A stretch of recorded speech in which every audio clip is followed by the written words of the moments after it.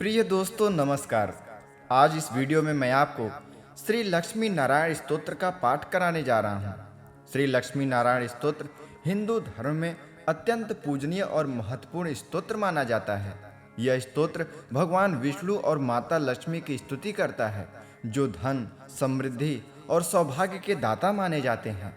भगवान विष्णु को संरक्षक और पालनकर्ता के रूप में और देवी लक्ष्मी को धन, वैभव और संपत्ति की देवी के रूप में पूजा जाता है। इसीलिए इस स्तोत्र के माध्यम से भक्तगण भगवान विष्णु और देवी लक्ष्मी के आशीर्वाद को प्राप्त कर सकते हैं। प्रिय दोस्तों, श्री लक्ष्मी नारायण स्तोत्र का प्रतिदिन पाठ करने अथवा इसके सुनने मात्र से ही जीवन में सुख, समृद्धि और सौभाग्य की प्राप्ति होती है।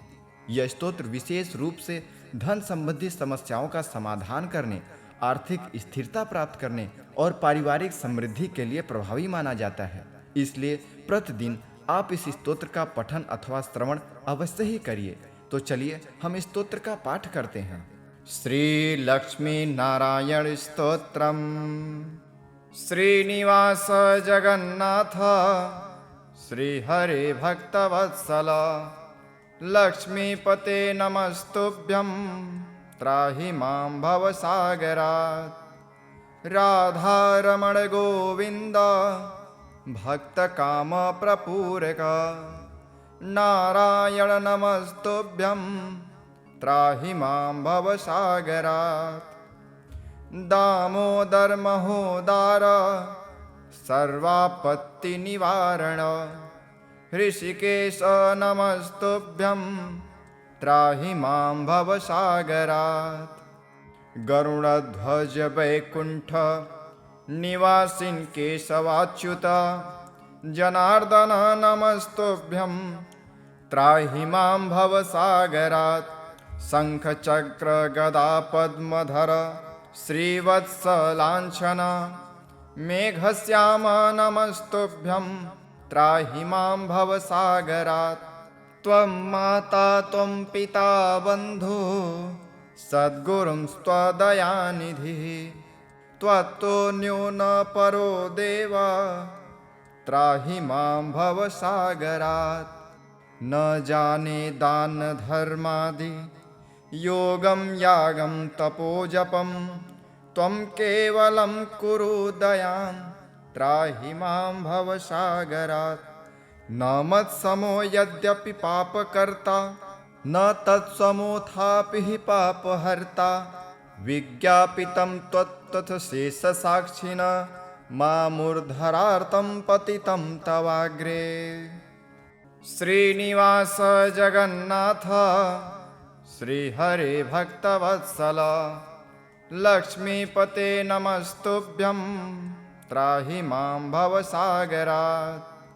राधारमण गोविंद भक्तकाम प्रपूरक नारायण नमस्तुभ्यं त्राहि मां भवसागरात्। दामोदर महोदार सर्वापत्ति निवारण ऋषिकेश नमस्तुभ्यं त्राहि मां भवसागरात्। गरुड़ध्वज वैकुंठ निवासिन् केशवाच्युत जनार्दन नमस्तुभ्यं त्राहि मां भवसागरात्। शंख चक्र गदा पद्मधर श्रीवत्स लांछन मेघश्याम नमस्तुभ्यं त्राहि मां भवसागरात्।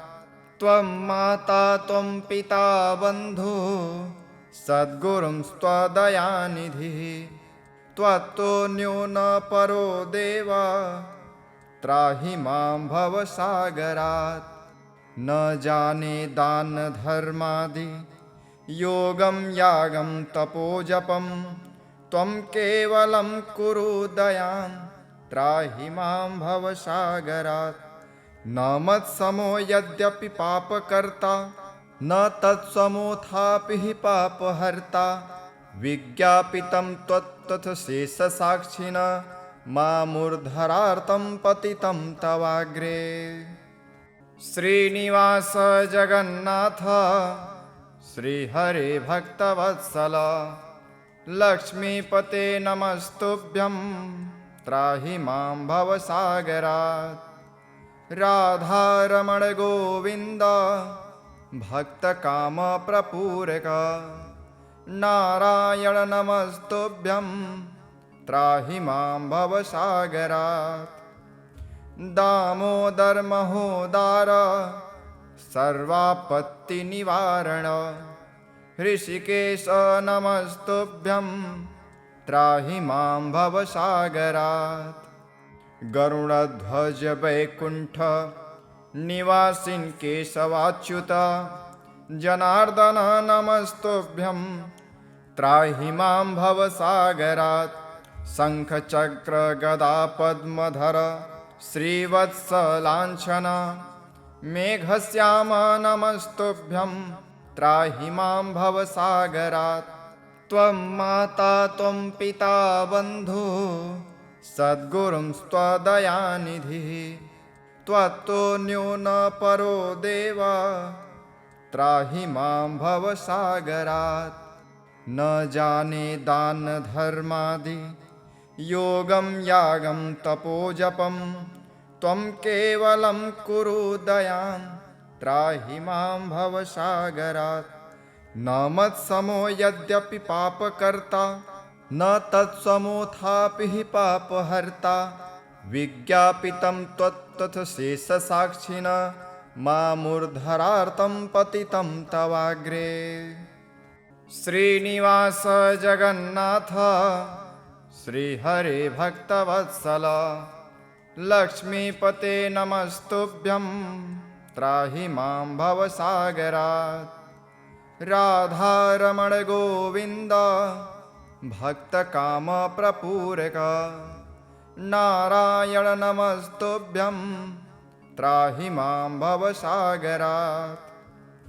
दामोदर महोदार सर्वापत्तिनिवारण ऋषिकेश नमस्तुभ्यं त्राहि मां भवसागरात्।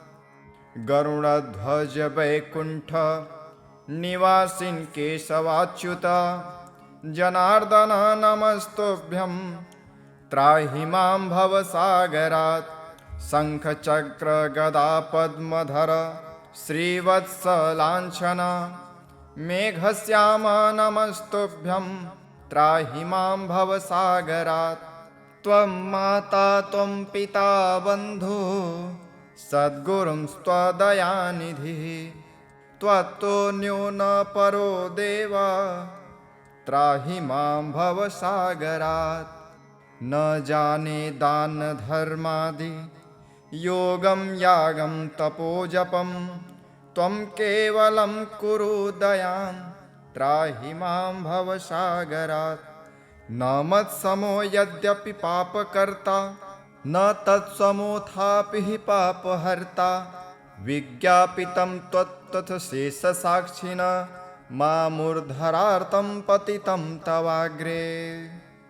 श्रीनिवास जगन्नाथ श्रीहरे भक्तवत्सल लक्ष्मीपते नमस्तुभ्यं त्राहि मां भवसागरात्। राधारमण गोविन्द भक्तकामप्रपूरक नारायण नमस्तुभ्यं त्राहि मां भवसागरात्। दामोदर महोदार सर्वापत्तिनिवारण ऋषिकेश नमस्तुभ्यं त्राहि मां भवसागरात्। गरुडध्वज वैकुण्ठ निवासिन् केशवाच्युत जनार्दन नमस्तुभ्यं त्राहि मां भवसागरात्। शङ्खचक्र गदा पद्मधर श्रीवत्सलाञ्छन मेघश्याम नमस्तुभ्यं त्राहि मां भवसागरात्। त्वं माता त्वं पिता बन्धु सद्गुरुंस्त्वदयानिधिः त्वत्तोऽन्यो न परो देव त्राहि मां भवसागरात्। न जाने दान धर्मादि योगं यागं तपोजपं त्वं केवलं कुरु दयां त्राहि मां भवसागरात्। न मत्समो यद्यपि पापकर्ता न तत्समोऽथापि हि पापहर्ता। विज्ञापितं त्वत्तथ शेषसाक्षिणा मामूर्धरार्तं पतितं तवाग्रे। श्रीनिवास जगन्नाथ श्रीहरे भक्तवत्सल लक्ष्मीपते नमस्तुभ्यं त्राहि मां भवसागरात्। राधारमण गोविन्द भक्तकामप्रपूरक नारायण नमस्तुभ्यं त्राहि मां भवसागरात्। दामोदर महोदार सर्वापत्तिनिवारण ऋषिकेश नमस्तुभ्यं त्राहि मां भवसागरात्। गरुडध्वज वैकुण्ठ निवासिन् केशवाच्युत जनार्दन नमस्तुभ्यं त्राहि मां भवसागरात्। शङ्खचक्र गदा पद्मधर श्रीवत्सलाञ्छन मेघश्याम नमस्तुभ्यं त्राहि मां भवसागरात्। त्वं माता त्वं पिता बन्धु सद्गुरुंस्त्वदयानिधिः त्वत्तोऽन्यो न परो देव त्राहि मां भवसागरात्। न जाने दान धर्मादि योगं यागं तपोजपं त्वं केवलं कुरु दयां त्राहि मां भवसागरात्। न मत्समो यद्यपि पापकर्ता न तत्समोऽथापि हि पापहर्ता। विज्ञापितं त्वत्तथ शेषसाक्षिणा मामूर्धरार्तं पतितं तवाग्रे। श्रीनिवास जगन्नाथ श्रीहरे भक्तवत्सल लक्ष्मीपते नमस्तुभ्यं त्राहि मां भवसागरात्। राधारमण गोविन्द भक्तकामप्रपूरक नारायण नमस्तुभ्यं त्राहि मां भवसागरात्। दामोदर महोदार सर्वापत्तिनिवारण ऋषिकेश नमस्तुभ्यं त्राहि मां भवसागरात्। गरुडध्वज वैकुण्ठ निवासिन् केशवाच्युत जनार्दन नमस्तुभ्यं त्राहि मां भवसागरात्। शङ्खचक्र गदा पद्मधर श्रीवत्सलाञ्छन मेघश्याम नमस्तुभ्यं त्राहि मां भवसागरात्। त्वं माता त्वं पिता बन्धु सद्गुरुंस्त्वदयानिधिः त्वत्तोऽन्यो न परो देव त्राहि मां भवसागरात्। न जाने दान धर्मादि योगं यागं तपोजपं त्वं केवलं कुरु दयां त्राहि मां भवसागरात्। न मत्समो यद्यपि पापकर्ता न तत्समोऽथापि हि पापहर्ता। विज्ञापितं त्वत्तथ शेषसाक्षिणा मामूर्धरार्तं पतितं तवाग्रे।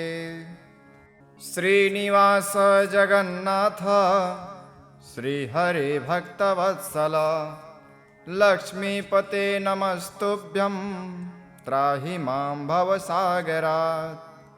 राधारमण गोविन्द भक्तकामप्रपूरक नारायण नमस्तुभ्यं त्राहि मां भवसागरात्।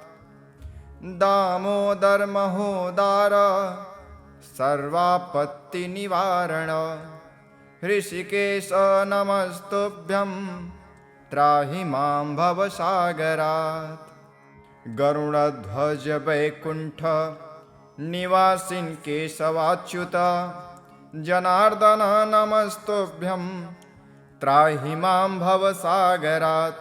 शङ्खचक्र गदा पद्मधर श्रीवत्सलाञ्छन मेघश्याम नमस्तुभ्यं त्राहि मां भवसागरात्। त्वं माता त्वं पिता बन्धुः सद्गुरुंस्त्वदयानिधिः त्वत्तोऽन्यो न परो देव त्राहि मां भवसागरात्।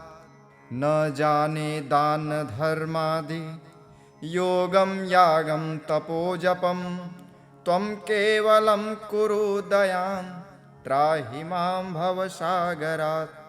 न मत्समो यद्यपि पापकर्ता न तत्समोऽथापि हि पापहर्ता विज्ञापितं त्वत्तथ शेषसाक्षिणा मामूर्धरार्तं पतितं तवाग्रे।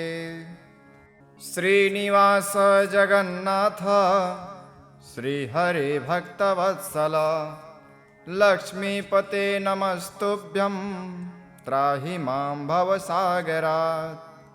राधारमण गोविन्द भक्तकामप्रपूरक नारायण नमस्तुभ्यं त्राहि मां भवसागरात्।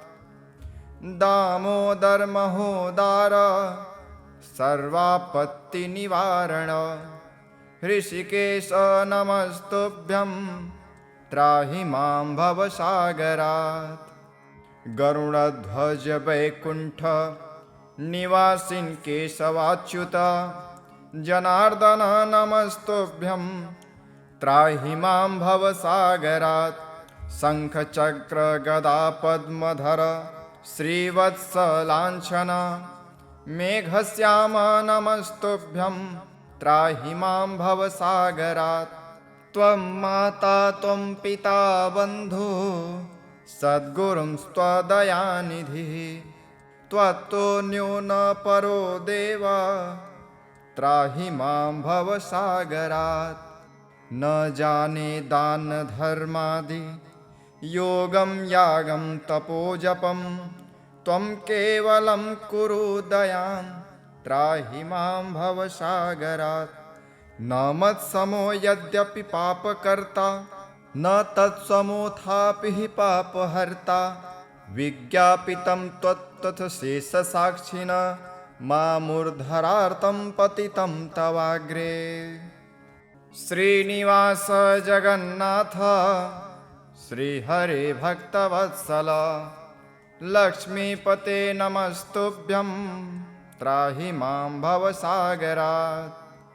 राधारमण गोविन्द भक्तकामप्रपूरक नारायण नमस्तुभ्यं त्राहि मां भवसागरात्। दामोदर महोदार सर्वापत्तिनिवारण ऋषिकेश नमस्तुभ्यं त्राहि मां भवसागरात्। गरुडध्वज वैकुण्ठ निवासिन् केशवाच्युत जनार्दन नमस्तुभ्यं त्राहि मां भवसागरात्। शङ्खचक्र गदा पद्मधर श्रीवत्सलाञ्छन मेघश्याम नमस्तुभ्यं त्राहि मां भवसागरात्।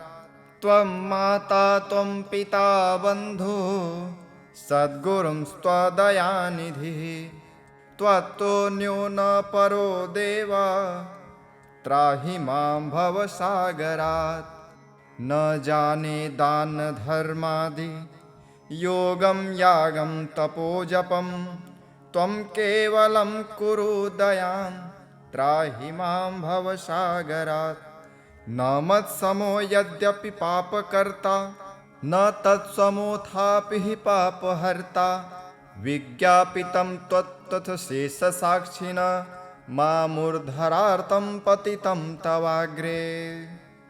श्रीनिवास जगन्नाथ श्रीहरे भक्तवत्सल लक्ष्मीपते नमस्तुभ्यं त्राहि मां भवसागरात्। राधारमण गोविन्द भक्तकामप्रपूरक नारायण नमस्तुभ्यं त्राहि मां भवसागरात्। दामोदर महोदार सर्वापत्तिनिवारण ऋषिकेश नमस्तुभ्यं त्राहि मां भवसागरात्। गरुडध्वज वैकुण्ठ निवासिन् केशवाच्युत जनार्दन नमस्तुभ्यं त्राहि मां भवसागरात्।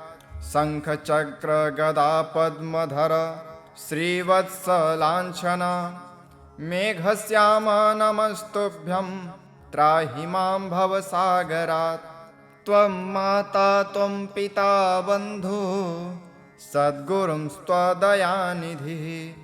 त्वत्तुल्यो न परो देव त्राहि मां भवसागरात्। न जाने दान धर्मादि योगं यागं तपोजपं त्वं केवलं कुरु दयां त्राहि मां भवसागरात्।